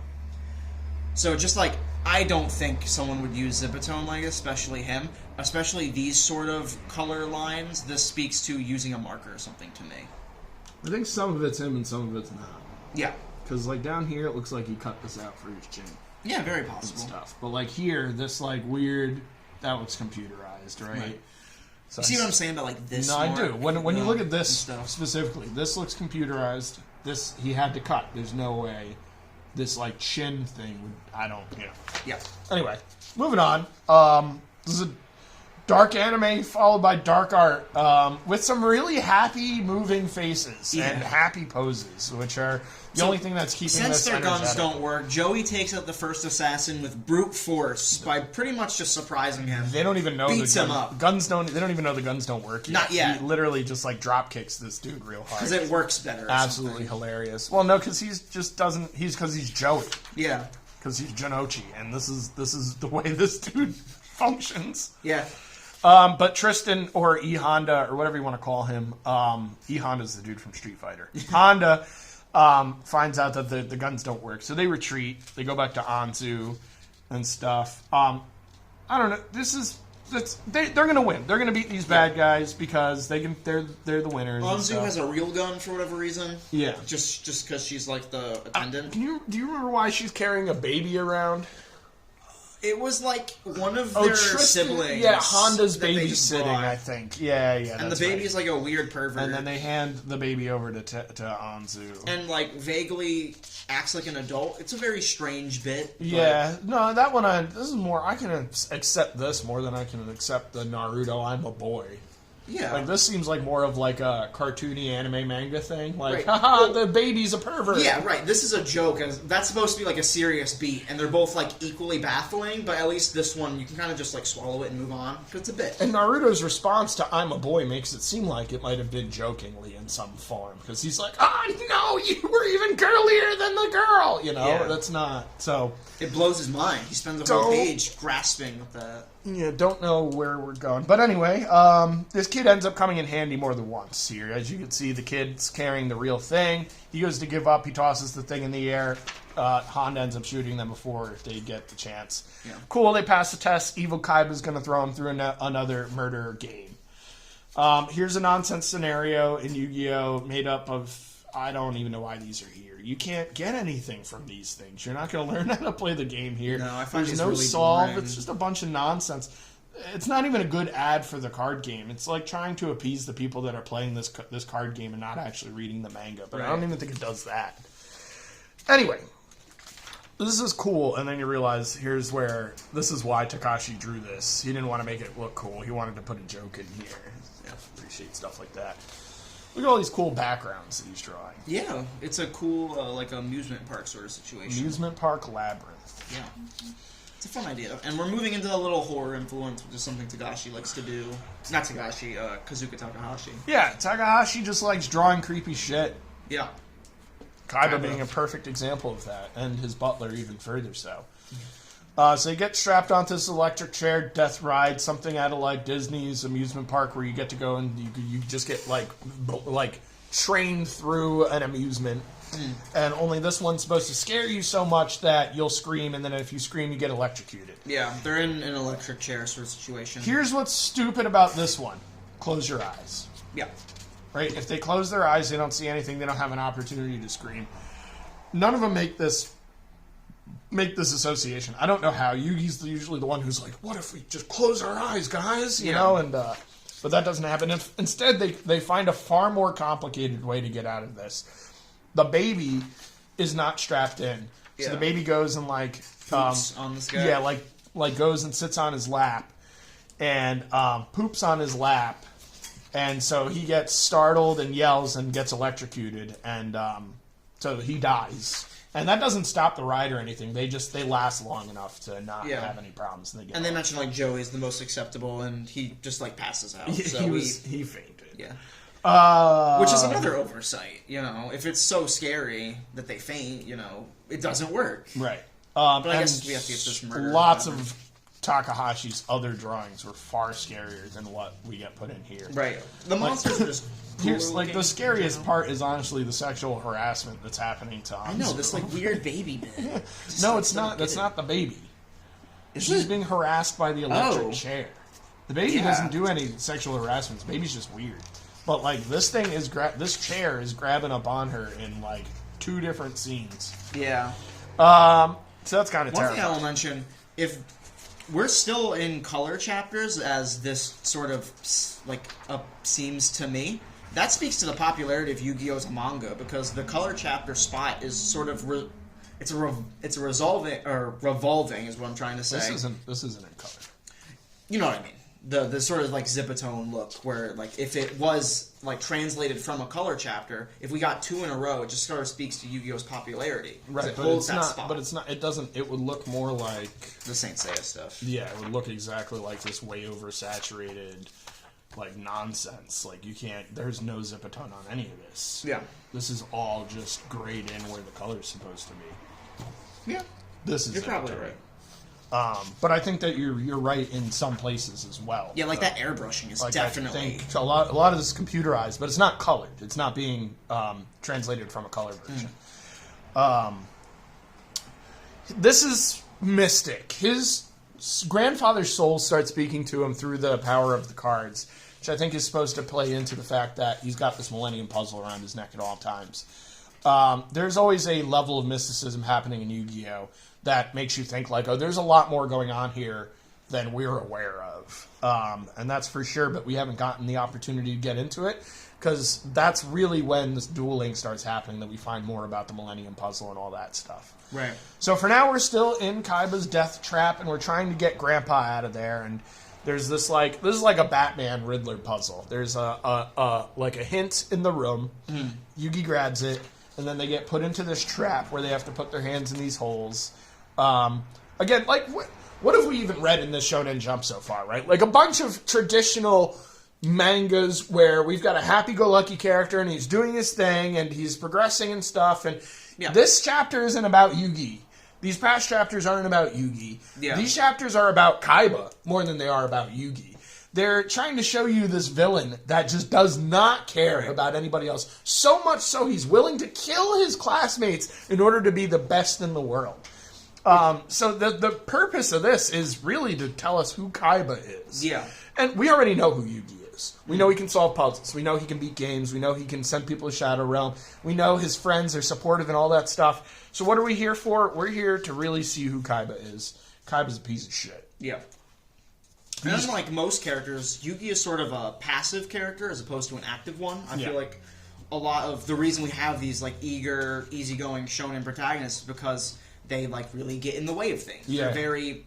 Yeah. They make the plot happen to them a lot of times. I feel like Shaman King was sort of an exception this week. Yeah. A lot of the plots happens to go. Yeah, this is Sailor Moon does that a lot, where it'll be an episode and there'll be a character they introduce on that episode, and the whole episode will revolve around that character because that's like a vehicle for the sailors to go and defeat an enemy.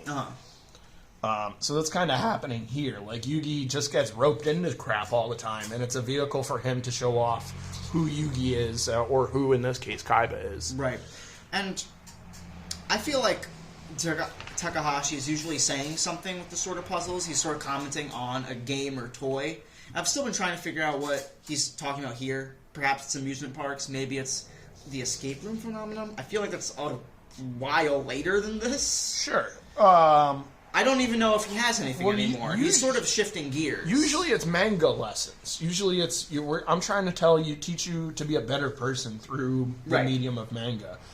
And you get that out of those games. And the games are meant to teach the opponent a lesson. But you also get, like, Yugi doesn't have a commentary on Tamagotchis and American comics and I see what you're saying. Different kinds of games. I see what you're saying, right.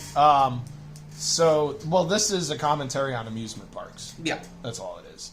And in this case also, Yugi has not had the opportunity to turn the tables on anybody yet. This has all been Kaiba. When Yugi turns the tables, I feel like, is when we really start to get a lesson, understand where Kazuki's going with this stuff. But he figures it out, as usual. He doesn't even need to summon Yama Yugi to do it. He just, normal puzzle solving, Yugi gets it.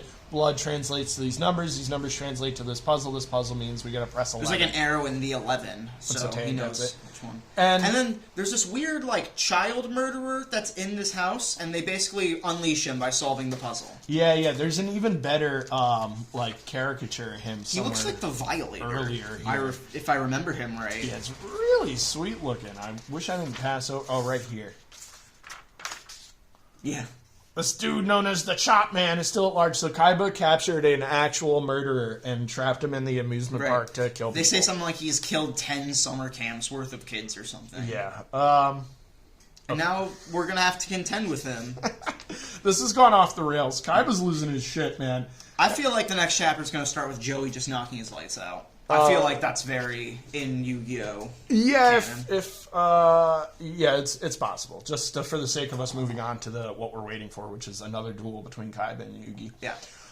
These aren't as bad as the puzzles. There's actually some worth here because you can build this deck, you can play this deck, and this deck isn't bad. Okay. You're not going to win any worlds with this. You ain't winning any regionals with this. But it's a basic, like, this could be interesting. Build this, play it, see if you like it, change it. Get kids in card stores, probably. This is a good way to satisfy the Yu-Gi-Oh! Card game people that are maybe who are struggling with building their decks, need some advice. Back in the day when you bought this book, you'd buy it to get the card that would be inside it or the promo or something like that. Do these all come with cards? Because I haven't... Okay. No, it's like 1 in like 12 usually. Okay. As time goes on, they do more. And there's even a portion where if you subscribe to Shonen Jump, they'll ship you a couple of cards for subscribing. That's cool. Which is interesting, but the only way to get them is through a subscription. Yeah. So that makes those cards really unavailable. Here's a cool Gundam ad. I love Gundam. I've said this on other Shonen Jumps we've done. I love Gundam. If I had a bunch of money, I would buy Gundam. Gundam are the coolest looking robots in manga. Okay, moving on. Here's never before seen on TV. Just an example that YuYu Hakusho is airing, yes, but it's an adult manga.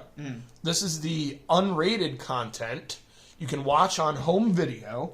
It's 2003, right? So it's still early for manga in the U.S., and it's early for YuYu Hakusho as well, but this is still pretty far ahead of the manga. But the manga and the movies, and if you're buying it all and trying to attempt to watch it on Toonami when it starts airing, becomes this all like encompassing thing. They even get a card game really shortly, if not already. I think there's an ad for it in this volume. So Yu Yu Hakusho is growing, Dragon Ball is growing, Yu-Gi-Oh is kind of spearheading it all for each of these guys. Dragon Ball's really behind. It's still in the red ribbon stuff as ZM. I meant it's like the whole of Dragon Ball, Z included. In my copy of Shonen Jump, I cut this whole thing out and put it up on my wall. But this is a article ad for the Dungeon Dice Monsters section of the Yu-Gi-Oh! Anime, which is filler. This is not in the manga at all. I guess that makes sense. Duke Tyler is... But that being said, this is so up Kazuki Takahashi's alley. Yeah. It's a game within Yu-Gi-Oh! That isn't Duel Monsters. It's a separate game that Yugi's good at and has to take down an opponent in. So this, although this is filler, this character comes back in the anime, and I haven't read all of the manga, but I wouldn't be surprised if this is something that Kazuki Takahashi, although it was filler, did for the anime and then decided to incorporate it into the manga later. Cool. This character, Dude Devlin, shows up a couple of times. Monster Rancher 4. Video games are such a huge thing at this point in time. Like, through the 90s, they're great, but in the year 2000 to now, I feel like video games are part of American and maybe even the world's culture. Especially Japanese. Like, you can play games on your phone now in the year 2023. Good games on your phone. Old games, retro games on your phone. You can play all 3 Grand Theft Auto games on the PS2 on Netflix. So, don't ask me how that works. I just know you can do it. Okay. Get back to me on that after this is over. Yeah. Send me some links. So like video games, and so they're going to be anime crossover video games. But like the PlayStation 2 is if you're reading this, you're playing Yu-Gi-Oh, you're playing video games, you're watching anime, you're doing the whole thing. You got a PS2 or a GameCube. This isn't like you don't buy Shonen Jump and start watching sports. Yes, you don't. Yeah. And also, you're probably not finding out about Yu-Gi-Oh DVDs. That's the other Maybe thing. Tagoro. That's the other thing I wanted to note is it is 2003, and so like the internet, and MySpace are public, and people have those things. There's a Shonen Jump website they show off earlier in the magazine to buy Shonen Jumps, and here's website plugs everywhere. Yeah. But this is still news. Like magazines are still a traditional way of getting news, and so a lot of these things are. This is the first time we might be hearing about them publishing this, or Monster Rancher, or these YuYu Hakusho DVDs. That's even more likely. Yeah. Or maybe this is the first time we're getting excited for the Kid Buu saga for the Dragon Ball Z card game. More the dot hack. It's part 2 or something? Part 3? Part 15. This goes on for as long as Hack Slash. Oh. Which is why I constantly confuse these two things. Dot hack. Hack slash. It's like taking one portion of the English language that isn't a letter, dot or slash, and then attaching hack to it. Tim Seeley, I'm sorry, dude. You're good people. We've seen so many of these ads, I still have no clue what this is about. It's an anime game. It's a Bandai anime game. That's all. Also, look at the hack and the slash right here. Yeah. How can I not be confused by these things? Right. Synonymous inside of comics and stuff like that. I'm sorry, Tim Seeley. Video games. Again, now we're leaving manga. So if you didn't believe me by like the hype of video games at this point in time, boom, this has nothing to do with anime at all. I mean, it's still Japanese culture a little bit. Just a little. Yeah. Just a little. By name only, really, Nintendo. Everything else is Americanized. Yeah. So or Italianized, so, maybe. If you're this is nerd culture is so big. You're still being made fun of for it, and you're still being bullied for it, but at least we have shit to do. Budokai 2? Budokai 2, Budokai 1 on GameCube. Yep. Both ads look really sweet for this, and the third one here with Brawly on it. And then they're describing the ad earlier for the Game Boy Advance YuYu Hakusho game a little bit thicker here. Did you take this image out too? Maybe, let's find out. Shonen Jumpers, I probably didn't. There are some images. I should have took this out. Yeah, that's pretty sick. So I took these. And I took that. Yeah. And I left that. Probably because I took the big one. Right. I would want to, personally, if I was a kid. I want to. This would go on my notebook. That would go on my wall. And then we're double-page spread Yu-Gi-Oh! Stuff right here. And this is cool because they do this every year for a while, the World Championship games. And they're just an amalgamation of Yu-Gi-Oh! Put onto the Game Boy Advance. I read this. It seemed like the one they played. Is this the next one? Yeah, so they do this. It's not the one they played at the World Tournament. They do this every year. Every year they do a new one. And where this is difficult to play and doesn't really translate well because, again, this is basically like Sega Genesis on a Game Boy Advance. Yeah. This is just a card game. Card games are relatively simple as long as they get all the rules right. The rules are installed into the video game. Plenty of stuff here. Very great, very good game. All of the Game Boy Advance, Nintendo DS games that were Yu-Gi-Oh! And were the cardboard game were fantastic. This, on the other hand, is a steaming pile of RPG dung. Right. Nothing to do with the card game. Different game altogether. Kind of just has Yu-Gi-Oh! And like the Yu-Gi-Oh! Stuff strapped to it. It is Egyptian lore. There is culture here and stuff, but it's just not what you're expecting from if you're watching the anime. So you got to really love Yu-Gi-Oh! to buy this game, basically. And they weren't cheap either. Like if the Game Boy Advance game's $35. This one's $50. It's going to be $49.99. There's an ad for Saint Seiya Knights of the Zodiac and some of the other stuff, and they want to give you an opportunity. This is great. Oh, God, that's so good. That's got to be Toriyama, too. There's an extended version of this with a bunch of charactsled in. It's a lot of fun. Oh, jeez. Okay, anyway, Here's Look all how the much manga. more popular Dragon Ball is than everything else, except for Yu-Gi-Oh!, which, the manga was never that popular. But we're getting some volumes. They're actually pumping it out. Everything else is pretty much on 2. Yeah. Let the record Some show 3. also a couple of things are very important. This is done. Yu-Gi-Oh! Is still being drawn. Right. And written in Japan. So Yu Yu Hakusho is done. But Kenshin is done.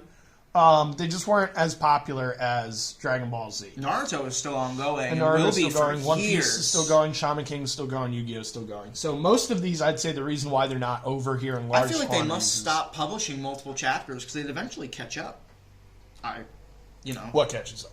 Naruto. It's With what? It's pretty the chapters because we're doing like 2 or 3 chapters. You're saying these releases catch up with the chapters within the American Shonen Jump? No, I mean the American Jump must start catching up to the Japanese Shonen Jump because we're doing 2 or 3 chapters of volume weekly Shonen Jump. Maybe. No, they don't. I'm thinking of it differently. They don't. This is monthly. That's weekly. This is monthly, and not only that, but these release pretty quickly. Right. So these even get past, I think, the actual Jump. Yeah, that makes sense. Which is pretty wild. I think some of these are already ahead of the actual Jump. I mean, Dragon Ball definitely is. Yeah, Dragon Ball, because Dragon Ball's not in here. might Dragon Ball Z is probably right at where we're at. Uh-huh. Yeah, Yu-Gi-Oh! Might be as well. They're doing Capsule Monsters, so not quite. Okay. It's close, because a volume is typically like 10 chapters. We're in the 20s, 20, 25, 26. Yeah. So this is December, and so they're going to give us a bunch of holiday shopping stuff, which honestly is pretty cool. Yeah, I like seeing these Kenshin figures. These are sweet. They're statues. Yeah. These are the tins. I've talked about these tins in the other Jump and how they affected the game and changed the game and how you could get like a card like Jinzo that was a secret rare in Pharaoh's Servant you couldn't get before. Never talked about the Dragon Ball Z tin because I could never get my hands on this thing. Still to this day, I can ship this to 175 Broadway in Port U in New York, 12466. Please, I would love to have one of these. 175 Broadway in Port U in New York, 12466. You should throw that at the start of the episode so people are more likely to see it. Yeah, ship us this thing that doesn't exist anymore. Yeah. Some dual discs and stuff. I can't speak to how difficult these things are to obtain now. Mm-hmm. Yu-Gi-Oh! Is such a niche that the collector market for these things is huge, and people want them, and they're really pricey. Especially things like this. This, I'm talking, like, okay, here's the video, right? You guys can see my hands. You guys can't see my hands anymore, right? That's because that's the size of this toy. This is freaking ridiculously huge. It's a giant toy to hold all of the other 6 or 7 inch toys. Oh, and it's a blimp? Look how many toys it holds. That's pretty 1, cool. 2, 3, 4, 5, 6, 7, 8 toys on either side. Yeah. So 8 7-inch toys. This thing's got to be like 42. Friggin' huge, like 42 friggin' inches. Death Star size. Yeah. That is a very Star Wars thing too. They would do those sort of like ships that act as like action figure holders. I chopped this out of my copy because I wanted something. I guess I wanted this. That doesn't make any sense. I wasn't that big of a Street Fighter fan. Let's see why I chopped this out, Power Card Games and Comics fans. No idea. No idea. Maybe you thought they were cool? I can't imagine my young 12-year-old self was like, but... Yeah. Because I'm still not like that to this day. But, I don't know. Maybe somebody else borrowed my copy and took it out. Right. I'm sure I didn't hang up a bunch of fan art. No. None of these are that good No, either. they're not that good. Not to disparage. No, we're artists, dealing with hopefully. literal children. Yeah. So. For the most part. Sometimes I see a 19-year-old and I'm like... So, yeah, some fan art is cool. Yeah. There was a couple I liked earlier. I always check these out because I'm waiting this for... one's solid. Yeah. I saw Piccolo. It was just really zoomed in, and as such, the composition looked cool. Yeah. Here is an ad for the YuYu Hakusho card game. Let me make some notes. Who is that, right? Nobody knows who that is. Who's that? Who's that? Who's that? Who's that? See Kuwabara, he ain't wearing a school uniform. Nope. Kurama, Hiei, they're back? What?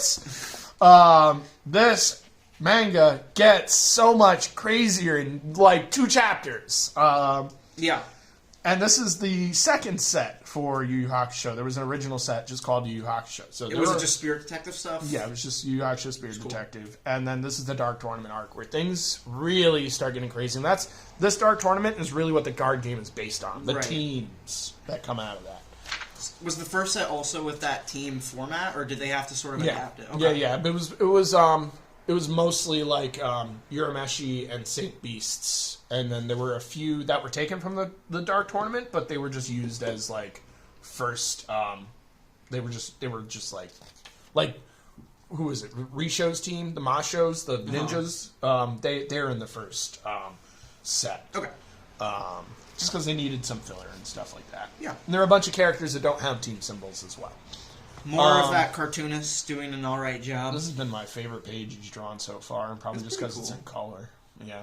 I don't know what this is here for, though, so... They want you to send stuff to Shonen Jump. They just want to know what their readership looks like. Yep. More Gundam ads. Yes. And this dude's missing his head. It's pretty cool. No reason either. Like, there's nothing... He's just... That's how crazy these Gundam He got games messed are. up. Don't you want to know how he got messed up? Right, yeah. Play this video game and get messed up yourself, I guess. Dude. The next issue of Jump, finally... Akari no Go. Finally, we get Go. And we get a Yu-Gi-Oh card that I definitely won't have to accompany that Jump. Are you that excited for Akari no Go? I can tell you I'm, like, so indifferent. I've read a lot of this, and I can tell you I never bothered to collect it or read it outside of Jump. So that Fair should enough. answer your question real quick. This is the online card game that will eventually just die. Yeah. That's the fate of most online games, unfortunately. At this time period, for sure. Yeah. And then we've got this awesome image of Yusuke dressed up like Sherlock Holmes to end out the chapter here. Almost certainly a cover page. Tell you Pretty that sweet. you're going the wrong way. And here's one of these surveys that I probably filled out and didn't win again. Signed editions of Prince. That's cool. Who by who? I didn't even read One's by Toriyama, and then the other one's Oda. Damn. Yeah. That's pretty sick. Yeah, I agree. And then ad for Magician's Force to wrap it all up. So, here we are. I've nailed another Jump, December 2003. Yep. You can tell that these things are all pretty popular now, slowly becoming part of main popular culture. Yeah. It definitely is part of the popular culture in Japan. I'd say Naruto's probably the least popular one overall right now, just because YuYu Hakusho is a card game. Shaman King. That's at least on Cartoon Network. I don't think It's not on Naruto is Cartoon airing Network. yet. It's on 4Kids. Oh. But if it's on 4Kids, So is One Piece. Naruto. I think you're right. I don't think Naruto has an anime yet. So you're probably right. But it's between those two. Which, like, what a strange era to live in. Because I feel like Naruto is 2, 3 most popular animes in the West right now. Yeah. I see so many people, like, just normal-looking dudes, and they're wearing, like, an Itachi hoodie or something. Yeah. Naruto clothing is all over the place, so I feel like it has to be just, like, very It is. popular. So this is, and half the reason we're doing this show is because we think that these are great signs of the times. Yeah. It's a great depiction of what nerd culture kind of looks like right now. Especially, like, even though the video game ads are sort of unrelated, they really do help paint that picture of a time. And period. how excited you'd be. I was 10 years old when this was coming out. I can't imagine the amount of excitement I had for some of this stuff. I could play a Dragon Ball Z video game, And a good one. and it tells you the story, too. Mind you, like, Dragon Ball Z, it plays late, so you'd have to, and on weekends, you'd have to catch it while you're out having fun with friends and stuff. Yep. Honestly, I didn't learn most of Dragon Ball Z's history until I got the Budokai games. They walk you through the entirety of Dragon Ball Z in the And how much story. more often do they rerun the Frieza material, the Cell material, and the Buu material than, like, the Saiyan saga? They did it a lot, but they didn't do it during times where you would have opportunity to watch it till way later in my life.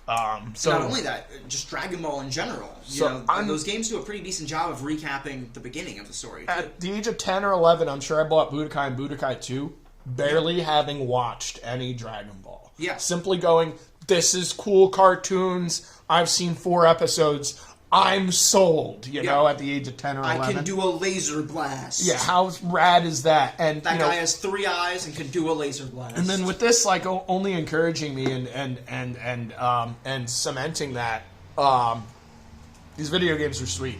This is a great time to be alive. Yeah. The only thing that I will say about the sign of the times here is 2003 must have not been a great time for American comics. Because this is taking over the world. I mean, slowly, but it's taking over the world. We're American in the beginning of that. Me and you both know that, like, the 90s were tough, but comics didn't really come back around until 2010, 2009, when, like, Grant Morrison was, like, writing Batman and stuff again. Heading into Final Crisis and stuff. At least in this time, there's Civil some War, stuff. when Civil War came around. That's around this period, though. That's like Not 2006. 3? No. 3 years later. Yes. But we're not, like...